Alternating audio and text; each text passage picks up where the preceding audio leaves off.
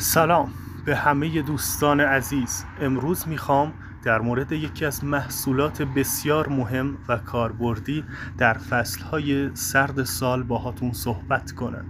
چیزی که شاید خیلی ها اهمیتش رو دست کم میگیرن: ضد یخ ایساکویی. خیلی از ما وقتی هوا سرد میشه تازه یادمون میفته باید ضد یخ ماشین رو چک کنیم. اما واقعیت اینه که ضد یخ فقط مخصوص زمستون نیست. ضد یخ ایساکویی یکی از اون محصولاته که هم در سرما و هم در گرما از موتور ماشینت محافظت میکنه. چرا؟ چون در واقع ترکیبی از ضد یخ و ضد جوشه. یعنی نه تنها از یخ زدن مایع رادیاتور در هوای سرد جلوگیری میکنه، بلکه در هوای گرم هم مانع از جوش آوردن موتور میشه. یکی از ویژگی های مهم ضد یخ ایساکویی اینه که بر پایه اتیلن گلیکول با فرمولاسیون دقیق و افزودنی های ضد زنگ و ضد خوردگی تولید شده. این یعنی هم سیستم خنک کننده رو تمیز نگه میداره، هم از آسیب دیدن قطعات فلزی مثل واتر پمپ، رادیاتور و بلوک سرسیلند جلوگیری میکنه. در واقع ایساکویی با فرمول‌های استاندارد جهانی تولید میشه و مورد تایید شرکت ایساکو، یعنی تامین کننده اصلی قطعات و مواد مصرفی ایران خودرو هست. حالا چرا باید از ضد یخ استاندارد استفاده کنیم؟ چون بعضی از ضد یخ‌های بی‌کیفیت موجود در بازار یا ترکیب درستی از آب و ضد یخ ندارند یا مواد افزودنی مناسب توشون به کار نرفته. این باعث میشه سیستم خنک کننده دچار رسوب و زنگ زدگی یا حتی گرفتگی بشه. اما ضد یخ ایساکویی به خاطر استفاده از مواد اولیه مرغوب و ترکیب دقیق هم طول عمر بیشتری داره، هم نیاز به تعویض مکرر نداره.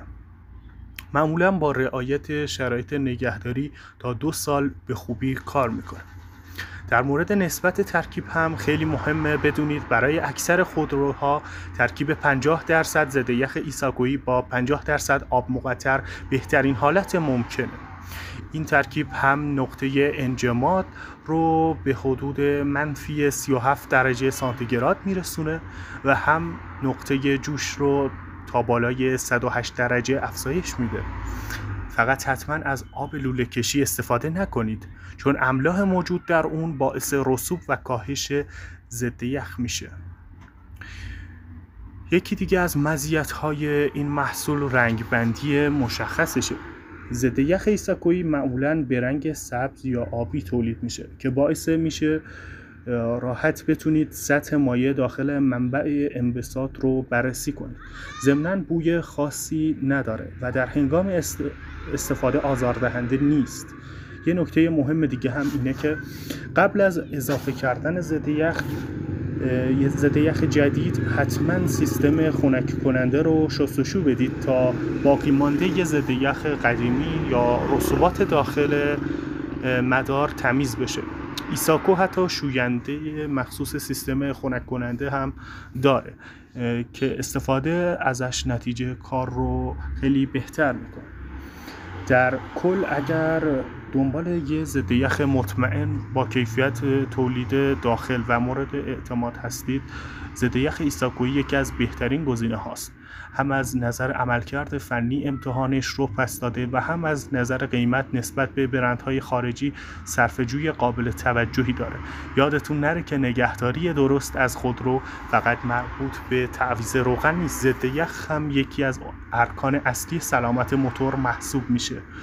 پس حتما سطح ضد یخ رو به صورت دوره‌ای چک کنید و اگر سطحش پایین بود با همون نوع ضد یخ ایساکویی که استفاده کردید تکمیلش کنید. اگر تجربی از استفاده از این محصول دارید خوشحال میشم توی کامنت ها برام بنویسید تا بقیه هم استفاده کنن.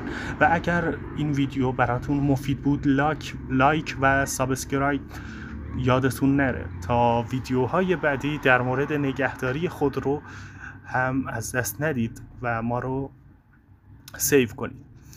ممنون که تا آخر ویدیو با من بودید. تا ویدیوی بعدی موفق، ایمن و سلامت باشید.